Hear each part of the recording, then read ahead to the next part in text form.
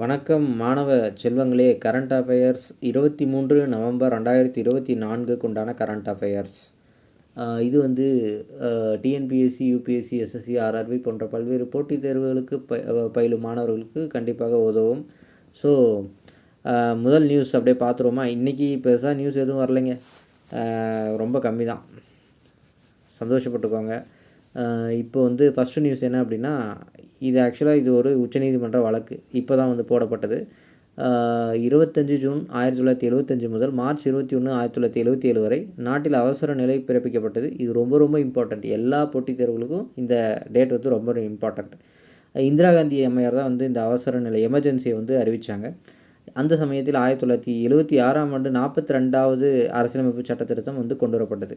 உங்களுக்கு தெரியும், பாலிடிக்ஸ் படிச்சிருந்தீங்கன்னா கண்டிப்பாக தெரியும். ரொம்ப இம்பார்ட்டண்ட்டான ஒரு சட்ட திருத்தம் இது. இறையாண்மை, இதில் வந்து இறையாண்மை, ஜனநாயகம், குடியரசு என்று இருந்ததற்கு பதிலாக சோசியலிசம், மதசார்பற்ற ஒருமைப்பாடு என்ற வார்த்தைகள் வந்து சேர்க்கப்பட்டன.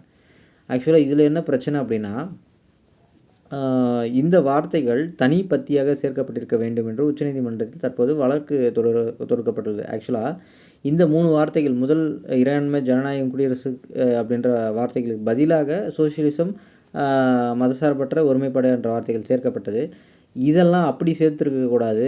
நீங்கள் வந்து தனியாக அதை அப்படியே விட்டுட்டு தனியாக இன்னொரு பேராகிராஃபில் இந்த சோசியலிசம், மதசார்பற்ற ஒருமைப்பாடு என்ற வார்த்தைகளை வந்து சேர்த்துருக்கலாம். ஏன் அப்படின்னா, இந்திரா காந்தி வந்து ஒரு சோசியலிசவாதி அப்படின்னு சொல்லுவாங்க. ஸோ இது வந்து இந்திய மக்களிடையே அவர்களுடைய எந்த கருத்தையும் வந்து கேட்காமல் இது தானாக தன்னிச்சையாக எமர்ஜென்சி பீரியடில் திருத்தப்பட்ட ஒரு ஒன்று. அதனால் வந்து இதை வந்து நீங்கள் வந்து தனிப்பத்தியாக தான் வந்து சேர்க்கப்பட்டிருக்கணும் அப்படின்னு சொல்லிட்டு உச்சநீதிமன்றத்தில் ஒரு தீர்ப்பு, ஒரு வழக்கு தொடுக்கப்பட்டுள்ளது.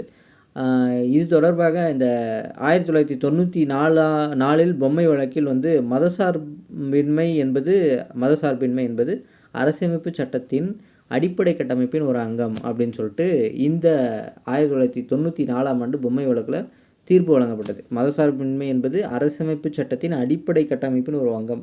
ஃபண்டமெண்டல் ஸ்ட்ரக்சர் இருக்குது இல்லையா, அரசியலமைப்பு கட்டமைப்போட, அதோட அரசியலமைப்பு சட்டத்தோட ஃபண்டமெண்டல் ஸ்ட்ரக்சரோடைய ஒரு அங்கம் தான் இந்த மதசார்பின்மை அப்படின்னு சொல்லிட்டு தீர்ப்பு வழங்கப்பட்டது.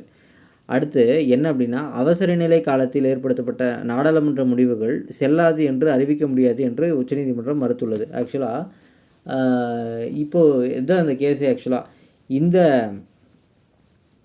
திருத்தம் இருக்கு இல்லையா, இந்த 3 வார்த்தைகள் சேர்க்கப்பட்ட சோசியலிசம், மதசார்பற்ற ஒருமைப்பாடு அப்படின்ற வார்த்தைகள் வந்து திருத்தம் பண்ணாங்க. ஆக்சுவலாக அது இந்த 3 வார்த்தைகள் வந்து கொண்டு வந்தாங்க.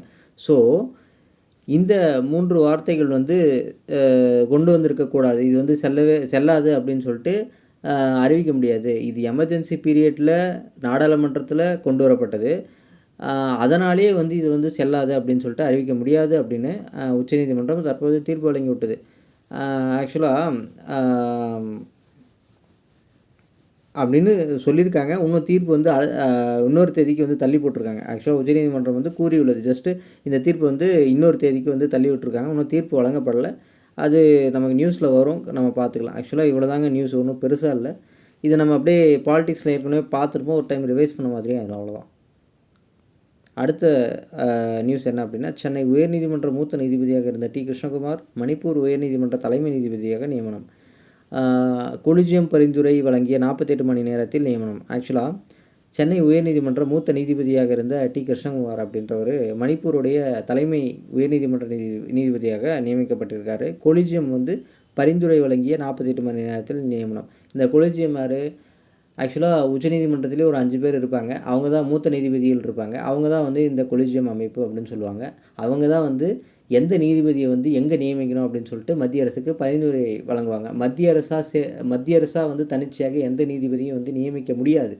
இந்த கொலிஜியம் அமைப்பு தான் பரிந்துரை வழங்கும். பரிந்துரை வழங்கின பிறகு எந்த நீதிபதியை எங்கே நியமிக்கணும்னு சொல்லிட்டு பரிந்துரை வழங்கின பிறகு மத்திய அரசு வந்து நியமிக்கும். இந்த நீதிபதியை பொறுத்தவரையும் சீக்கிரமாகவே நியமிச்சிட்டாங்க. 48 மணி நேரத்தில் வந்து, அதாவது கொலிஜியம் பரிந்துரை வழங்கிய 48 மணி நேரத்தில் டி. கிருஷ்ணகுமார் அவர்கள் வந்து மணிப்பூர் உயர்நீதிமன்ற தலைமை நீதிபதியாக வந்து நியமனம் செய்யப்பட்டார். அவ்வளோதான். ரொம்ப இன்றைக்கி பெருசாக நியூஸ் எதுவும் இல்லை. நம்ம ஏற்கனவே இந்த சப்ஜெக்ட் வைஸாக தான் நம்ம பார்த்துருக்கோம். அதுதான் நியூஸாகவே வந்திருக்கு ஆக்சுவலாக. சரி, தேங்க்யூ, நன்றி, வணக்கம்.